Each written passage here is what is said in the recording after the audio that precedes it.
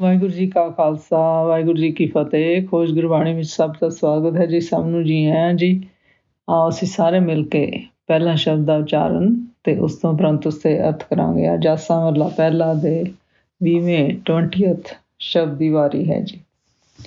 ਏਕ ਓੰਕਾਰ ਸਤਿਗੁਰੂ ਪ੍ਰਸਾਦ। ਆਸਾ ਮਹਲਾ ਪਹਿਲਾ। ਕੀਤਾ ਆਖਣ ਆਖੀਏ ਤਾਕੇ ਅੰਤ ਨ ਜਾਣਾ। ਮੈਂ ਨਿਦਰਿਆ ਤਰ ਏਕ ਤੂੰ ਮੈਂ ਤਾਨ ਸਤਾਣਾ। ਕੀਤਾ ਆਖਣ ਆਖੀਏ ਤਾਕੇ ਅੰਤ ਨ ਜਾਣਾ। ਮੈਂ ਨਿਦਰਿਆ ਤਰ ਏਕ ਤੂੰ ਮੈਂ ਤਾਣ ਸਤਾਣਾ। ਨਾਨਕ ਕੀ ਅਰਦਾਸ ਹੈ ਸਚ ਨਾਮ ਸੁਹੇਲਾ। ਆਪ ਗਿਆ ਸੋ ਜੀ ਪਏ ਗੁਰ ਸਬਦੀ ਮੇਲਾ ਰਹਾਓ। ਨਾਨਕ ਕੀ ਅਰਦਾਸ ਹੈ ਸਚ ਨਾਮ ਸੁਹੇਲਾ। ਆਪ ਗਿਆ ਸੋ ਜੀ ਪਏ ਗੁਰ ਸਬਦੀ ਮੇਲਾ ਰਹਾਓ। ਹਉਮੈ ਗਰਭ ਗਵਾਈਏ ਪਾਈਏ ਵਿਚਾਰ। ਸਾਹਿਬ ਸਿਉ ਮਨ ਮਾਨਿਆ ਦੇ ਸਾਚ ਆਧਾਰ। ਹਉਮੈ ਗਰਭ ਗਵਾਈਏ ਪਾਈਏ ਵਿਚਾਰ। ਸਾਹਿਬ ਸਿਉ ਮਨ ਮਾਨਿਆ ਦੇ ਸਾਚ ਆਧਾਰ। ਐਨਸ ਨਾਮ ਸੰਤੋਖੀਆ ਸੇਵਾ ਸਚਾਈ। ਤਾਕੋ ਬਿਗਨ ਲਾਗਈ ਚਾਲੇ ਹੁਕਮ ਰਜਾਈ। ਐਨਸ ਨਾਮ ਸੰਤੋਖੀਆ ਸੇਵਾ ਸਚ ਪਾਈ। ਤਾਕੋ ਬਿਗਨ ਨ ਲਾਗਈ ਚਾਲੇ ਹੁਕਮ ਰਜਾਈ। ਹੁਕਮ ਰਜਾਈ ਜੋ ਚਲੇ ਸੋ ਪਵੇ ਖਜ਼ਾਨੇ। ਖੋਟੇ ਠਵਰ ਨ ਪਾਏ ਨੀ ਰਲ ਜੁਠਾਨੇ। ਹੁਕਮੀ ਰਜਾਈ ਜੋ ਚਲੇ ਸੋ ਪਵੇ ਖਜ਼ਾਨੇ। ਖੋਟੇ ਠਵਰ ਨ ਪਾਏ ਨੀ ਰਲੇ ਜੁਠਾਨੇ। ਨਿਤ ਨਿਤ ਖਰਾ ਸੰਭਾਲੀਏ ਸਚ ਸੌਦਾ ਪਾਈਏ। ਖੋਟੇ ਨਜ਼ਰ ਨਾ ਆਵਣੀ ਲੈ ਅਗਨ ਜਲਾਈਏ। ਨਿਤ ਨਿਤ ਖਰਾ ਸੰਭਾਲੀਏ ਸਚ ਸੌਦਾ ਪਾਈਏ। ਖੋਟੇ ਨਜ਼ਰ ਨਾ ਆਵਣੀ ਲੈ ਅਗਨ ਜਲਾਈਏ। ਜਿਨੀ ਆਤਮ ਚੀਨਿਆ ਪਰਮਾਤਮ ਸੋਈ। ਏਕੋ ਅੰਮ੍ਰਿਤ ਬਿਰਖ ਹੈ ਫਲ ਅੰਮ੍ਰਿਤ ਹੋਈ। ਜਿਨੀ ਆਤਮ ਚੀਨਿਆ ਪਰਮਾਤਮ ਸੋਈ। ਏਕੋ ਅੰਮ੍ਰਿਤ ਬਿਰਖ ਹੈ ਫਲ ਅੰਮ੍ਰਿਤ ਹੋਈ। ਅੰਮ੍ਰਿਤ ਫਲ ਜਿਨੀ ਚਾਖਿਆ ਸਚ ਰਹੇ ਅਗਾਈ। ਤਿੰਨਾ ਭਰਮ ਨ ਭੇਦ ਹੈ ਹਰ ਰਸਨ ਰਸਾਈ। ਅੰਮ੍ਰਿਤ ਫਲ ਜਿਨੀ ਚਾਖਿਆ ਸਚ ਰਹੇ ਅਗਾਈ। ਤਿੰਨਾ ਭਰਮ ਨ ਭੇਦ ਹੈ ਹਰ ਰਸਨ ਰਸਾਈ। ਹੁਕਮ ਸੰਜੋਗੀ ਆਇਆ ਚਲ ਸਦਾ ਰਜਾਈ। ਅਵਗੁਣ ਹਾਰੇ ਕਿਉ ਗੁਣ ਨਾਨਕੇ ਸਚ ਮਿਲੇ ਵਡਿਆਈ। ਹੁਕਮ ਸੰਜੋਗੀ ਆਇਆ ਚਲ ਸਦਾ ਰਜਾਈ। ਅਵਗੁਣ ਹਾਰੇ ਕਿਉ ਗੁਣ ਨਾਨਕੇ ਸਚ ਮਿਲੇ ਵਡਿਆਈ। ਗੁਰੂ ਜੀ ਆਖਦੇ ਹਨ ਕਿ ਪੜ੍ਹਾਈਆਂ ਦੇ ਬਲ ਵਿੱਚ ਭਾਵ ਕਿ ਅਸੀਂ ਜਿੰਨੀਆਂ ਮਰਜ਼ੀਆਂ ਪੜ੍ਹਾਈਆਂ ਪੜ੍ਹ ਕੇ ਵਿਦਵਾਨ ਜਾਂ ਬੜੇ ਕੁਛ ਪਾ ਲਈਏ ਜੀ, ਬੜੀਆਂ ਕਿਤਾਬਾਂ ਪੜ੍ਹ ਲਈਏ, ਬੜੀਆਂ ਡਿਗਰੀਆਂ ਹਾਸਲ ਕਰ ਲਈਏ ਅਤੇ ਜਾਂ ਜਪਾ ਤਪਾ ਦੀ ਸ਼ਕਤੀ ਹਾਸਲ ਕਰ ਲਈਏ। ਗੁਰੂ ਜੀ ਆਖਦੇ ਹਨ ਪਰ ਜੇ ਕੋਈ ਗੁਰਸ਼ਬਦ ਗੁਰਬਾਣੀ ਨਾਮ ਦੇ ਅਭਿਆਸ ਨਾਲ ਵੀ ਪਰਮੇਸ਼ਰ ਦਾ ਅੰਤ ਪਾਉਣਾ ਚਾਹੇ ਤਾਂ ਵੀ ਸੰਭਵ ਹੈ ਜੀ। ਸੋ ਭਾਵਾਂ ਜਿੰਨੀਆਂ ਮਰਜ਼ੀ ਪੜ੍ਹਾਈਆਂ ਕਰਕੇ ਅਸੀਂ ਜਾਣਨਾ ਚਾਹੀਏ ਪਰਮੇਸ਼ਰ ਦਾ ਅੰਤ ਜਾਂ ਨਾਮ ਅਭਿਆਸ ਨਾਲ, ਪਰ ਗੁਰੂ ਜੀ ਕਹਿੰਦੇ ਹਨ ਅਸੀਂ ਉਹ ਪਰਮੇਸ਼ਰ ਦਾ ਕਰਤਾ ਪੁਰਖ ਸਿਰਜਣਹਾਰ ਦਾ ਅੰਤ ਨਹੀਂ ਪਾ ਸਕਦੇ ਜੀ। ਗੁਰੂ ਜੀ ਆਖਦੇ ਹਨ ਅਧਿਆਤਮਕ ਖੇਡਾਂ ਵਿੱਚ ਤਾਂ ਆਪਾ ਭਾਵ ਛੱਡ ਕੇ, ਭਾਵ ਆਪਣਾ ਆਪ ਅਰਪਿਤ ਕਰਨਾ ਹੈ। ਹਉਮੈ ਹੰਕਾਰ ਨੂੰ ਛੱਡ ਕੇ ਆਪਣਾ ਆਪ ਗੁਰੂ ਅੱਗੇ ਅਰਪਿਤ ਕਰਨਾ ਹੈ ਜੀ। ਫਿਰ ਪਰਮੇਸ਼ਰ ਅੱਗੇ ਇਸ ਤਰ੍ਹਾਂ ਅਰਦਾਸ ਕਰਨੀ ਹੈ ਜੀ ਜਿਸ ਤਰ੍ਹਾਂ ਗੁਰੂ ਜੀ ਸਾਨੂੰ ਦੱਸਦੇ ਹਨ ਇਸ ਸ਼ਬਦ ਦੀ ਰਹਾਉ ਵਾਲੀ ਪੰਕਤੀ 'ਚ। ਨਾਨਕ ਕੀ ਅਰਦਾਸ ਹੈ ਸਚ ਨਾਮ ਸੁਹੇਲਾ। ਆਪ ਗਿਆ ਸੋ ਜੀ ਪਏ ਗੁਰ ਸਬਦੀ ਮੇਲਾ ਰਹਾਉ। ਨਾਨਕ ਕੀ ਅਰਦਾਸ ਹੈ ਸਚ ਨਾਮ ਸੁਹੇਲਾ। ਆਪ ਗਿਆ ਸੋ ਜੀ ਪਏ ਗੁਰ ਸਬਦੀ ਮੇਲਾ ਰਹਾਉ। ਸੋ ਗੁਰੂ ਜੀ ਆਖਦੇ ਹਨ ਕਿ ਆਪਾਂ ਆਪ ਛੱਡੇ ਬਿਨਾਂ ਉਸ ਕਰਤਾ ਪੁਰਖ ਸਤਿਗੁਰ ਦੀ ਪ੍ਰਾਪਤੀ ਨਹੀਂ ਹੋ ਸਕਦੀ ਜੀ। ਹੁਕਮ ਰਜਾਈ ਦੇ ਮਾਰਗ ਉੱਤੇ ਚਲਦਿਆਂ ਹੀ ਸਾਈਂ ਦੇ ਵਿੱਚ ਪਰਮੇਸ਼ਰ ਵਿੱਚ ਸਮਾਈ ਹੁੰਦੀ ਹੈ ਜੀ। ਫਿਰ ਪਰਮੇਸ਼ਰ ਦੇ ਦਰਬਾਰ ਵਿੱਚ ਖਰਿਆਂ ਤੇ ਖੋਟਿਆਂ ਦੀ ਪਰਖ ਹੁੰਦੀ ਹੈ ਜੀ। ਸੋ ਜਿਹੜੇ ਨੇੜੇ ਹਨ, ਭਾਵ ਗੁਰਸ਼ਬਦ ਗੁਰਬਾਣੀ ਨਾਮ ਨਾਲ ਪਰਮੇਸ਼ਰ ਨਾਲ ਲੱਗੇ ਹਨ, ਉਹੀ ਗੁਰਸ਼ਬਦ ਗੁਰਬਾਣੀ ਨਾਮ ਰੂਪ ਅੰਮ੍ਰਿਤ ਫਲ ਪਾਉਂਦੇ ਹਨ ਜੀ। ਸੋ ਗੁਰੂ ਜੀ ਆਖਦੇ ਹਨ ਕਿ ਅਸੀਂ ਪੜ੍ਹ ਲਿਖ ਕੇ ਭਾਵੇਂ ਕਿਤਨਾ ਵੀ ਅਸੀਂ ਪਰਮੇਸ਼ਰ ਦਾ ਵਿਖਿਆਨ ਕਰੀਏ, ਦਲੀਲਾਂ ਦਈਏ, ਲੇਖ ਲਿਖੀਏ, ਅਰਥ ਕੱਢੀਏ, ਪਰ ਉਸ ਪਰਮੇਸ਼ਰ ਦਾ ਭੇਦ ਫਿਰ ਵੀ ਅਸੀਂ ਨਹੀਂ ਜਾਣ ਸਕਦੇ ਜੀ। ਫਿਰ ਗੁਰੂ ਜੀ ਕਹਿੰਦੇ ਹਨ ਕਿ ਪਰਮੇਸ਼ਰ ਨਿਰਾਸਰੇ ਦਾ ਇੱਕ ਤੂੰ ਹੀ ਆਸਰਾ ਹੈ ਜੀ। ਭਾਵ ਉਹ ਪਰਮੇਸ਼ਰ ਹੀ ਸਾਡਾ ਸਭਨ ਦਾ ਸਹਾਰਾ ਆਸਰਾ ਹੈ ਜੀ, ਅਤੇ ਪਰਮੇਸ਼ਰ ਹੀ ਸਾਡੀ ਤਾਕਤ ਹੈ ਜੀ। ਫਿਰ ਗੁਰੂ ਜੀ ਆਖਦੇ ਹਨ ਕਿ ਮੇਰੀ ਇਹ ਅਰਦਾਸ, ਇਹ ਬੇਨਤੀ ਹੈ ਜੀ ਕਿ ਮੈਂ ਪਰਮੇਸ਼ਰ ਦੇ ਸੱਚੇ ਗੁਰਸ਼ਬਦ ਗੁਰਬਾਣੀ ਨਾਮ ਨਾਲ ਹੀ ਲੱਗਾ ਰਹਾਂ ਜੀ। ਫਿਰ ਗੁਰੂ ਜੀ ਕਹਿੰਦੇ ਹਨ ਵਿਸ਼ੇ ਵਿਕਾਰਾਂ ਅਤੇ ਜਦੋਂ ਦਵੈਤ ਭਾਵ ਦੂਰ ਹੋ ਗਏ ਜੀ, ਤਾਂ ਸੋਝੀ ਆਏ ਜੀ ਕਿ ਗੁਰਸ਼ਬਦ ਗੁਰਬਾਣੀ ਨਾਮ ਦੁਆਰਾ ਪਰਮੇਸ਼ਰ ਨਾਲ ਮਿਲਾਪ ਹੁੰਦਾ ਹੈ ਜੀ। ਰਹਾਓ। ਫਿਰ ਗੁਰੂ ਜੀ ਕਹਿੰਦੇ ਹਨ ਹਉਮੈ ਅਤੇ ਹੰਕਾਰ ਨੂੰ ਛੱਡ ਦਈਏ ਜੀ, ਤਾਂ ਹੀ ਗੁਰਸ਼ਬਦ ਗੁਰਬਾਣੀ ਨਾਮ ਦਾ ਉਚਾਰ ਸਿਮਰਨ ਅਸੀਂ ਕਰ ਸਕਦੇ ਹਾਂ ਜੀ। ਫਿਰ ਗੁਰੂ ਜੀ ਕਹਿੰਦੇ ਹਨ ਜਦੋਂ ਪਰਮੇਸ਼ਰ ਦੇ ਅਸੀਂ ਸਹਾਰਾ ਲੈਂਦੇ ਹਾਂ, ਆਸਰਾ ਦਿੰਦਾ ਹੈ, ਤਾਂ ਸੱਚੇ ਪਰਮੇਸ਼ਰ ਦਾ ਮਨ ਫਿਰ ਪਤੀਤ ਜਾਂਦਾ ਹੈ ਜੀ।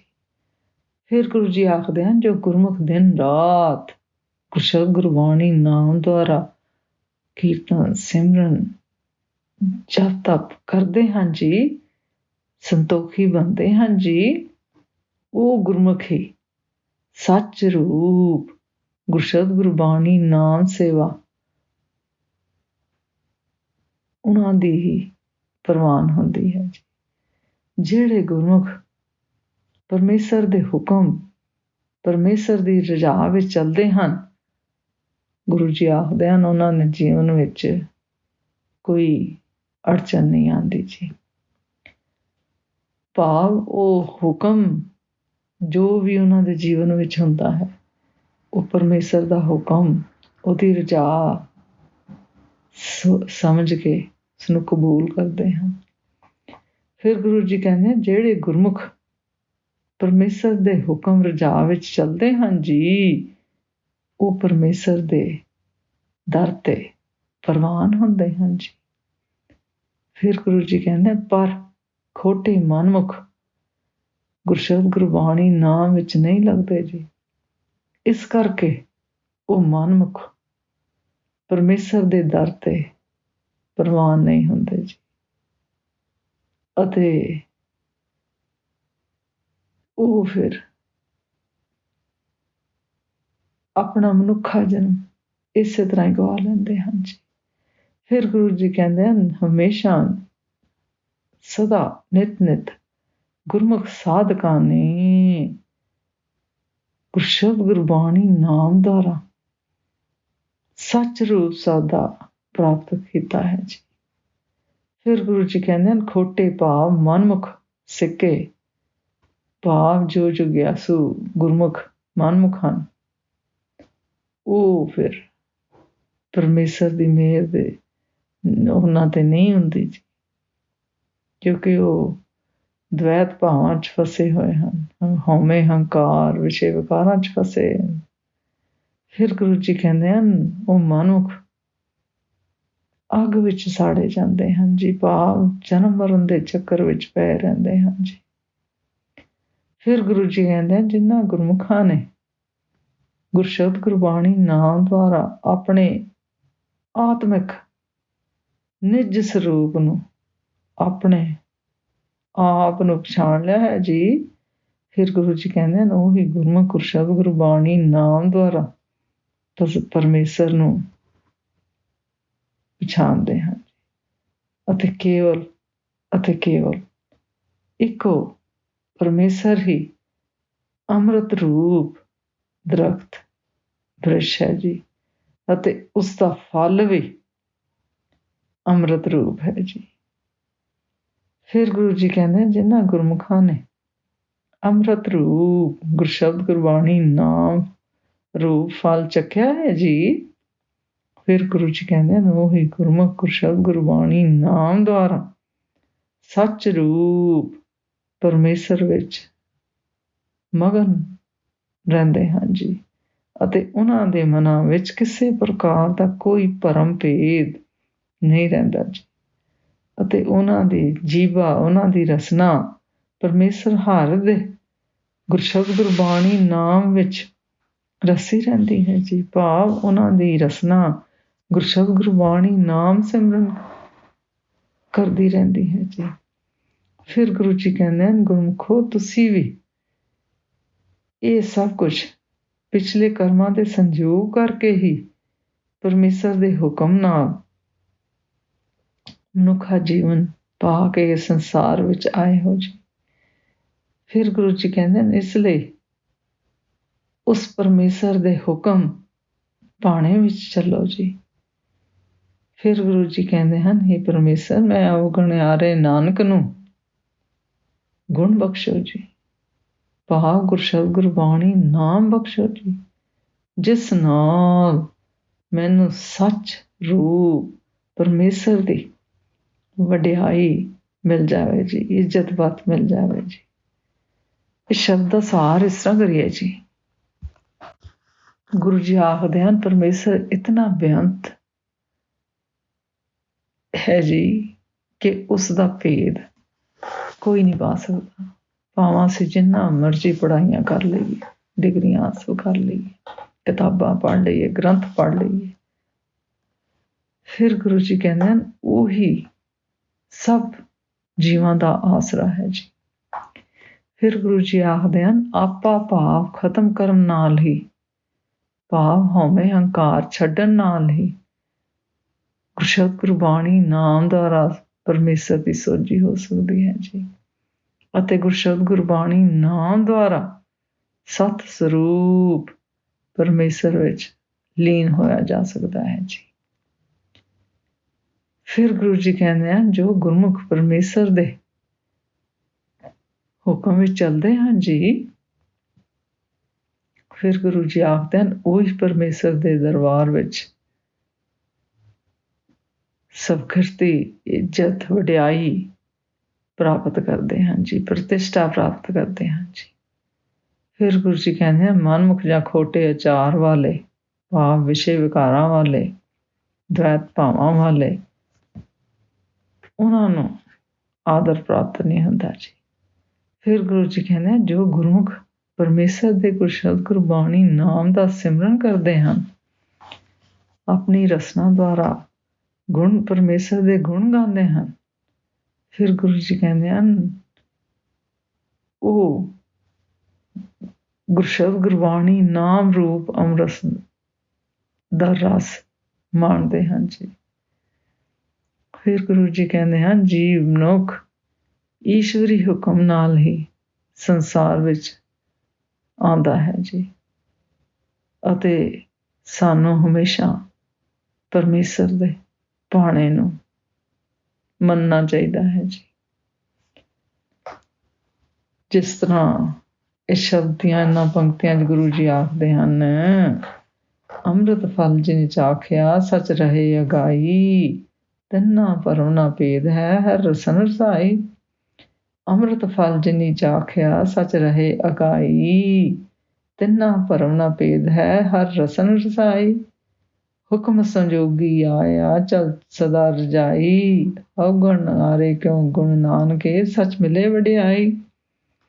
ਹੁਕਮ ਸੰਜੋਗੀ ਆਇਆ ਚੱਲ ਸਦਾ ਰਜਾਈ। ਅਗੁਣ ਆਰੇ ਕਿਉਂ ਗੁਣ ਨਾਨਕੇ ਸੱਚ ਮਿਲੇ ਵਡਿਆਈ।